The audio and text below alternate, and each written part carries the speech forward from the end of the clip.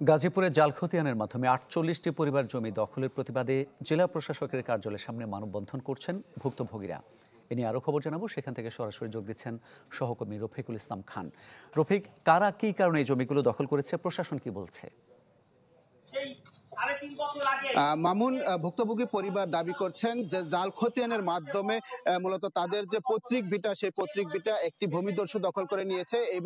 এই বিষয়ে আসলে আমরা যতটুকু জানতে পেরেছি, তারা যেটি বলছেন, টঙ্গী রাজস্ব সার্কেল অফিসের যে সার্ভেয়ার রয়েছেন রফিকুল ইসলাম ও তৎকালীন কাশিমপুর ইউনিয়ন ভূমি অফিসের নায়েব, তারা একটি যোগ সাজেশন করে ভুয়া নাম জারির মাধ্যমে তাদেরকে এই জমি থেকে বঞ্চিত করা হয়েছে। তারা দাবি করছেন, আমরা যেটি দেখেছি এখানে কিন্তু বেশিরভাগই ঊর্ধ্ব বয়স্ক নারী এবং পুরুষ, তারা এখানে এসে মানববন্ধন সহ অবস্থান কর্মসূচি পালন করছেন। ভুক্তভোগী পরিবার যেটি দাবি করছেন, একই মায়ের সন্তান হয়ে কিন্তু তারা ভূমি থেকে বঞ্চিত হচ্ছেন। RICL TMX, যুগের পর যুগ স্থাপনা থাকে মজবুত।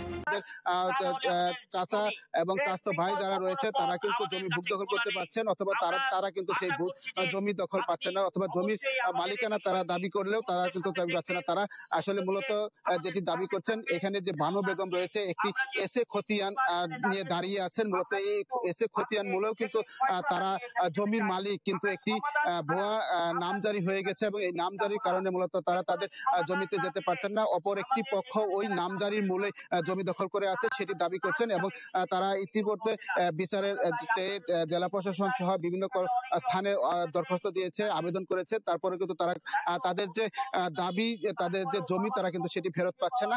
আজকে তারা মূলত এই দাবিতে তারা এখানে অবস্থান কর্মসূচি নিচ্ছে। তারা যেটি বলছেন, যতক্ষণ পর্যন্ত জেলা প্রশাসক তাদের দাবির বিষয়ে কথা না বলবেন, ততক্ষণ পর্যন্ত এখানে তারা অবস্থান কর্মসূচি পালন করবে। যদিও মানববন্ধন ছিল, মানববন্ধন থেকে তারা ঘোষণা দিয়েছেন এখানে তাদের অবস্থান কর্মসূচি, এবং এই অবস্থান কর্মসূচি তারা চালিয়ে যাবে।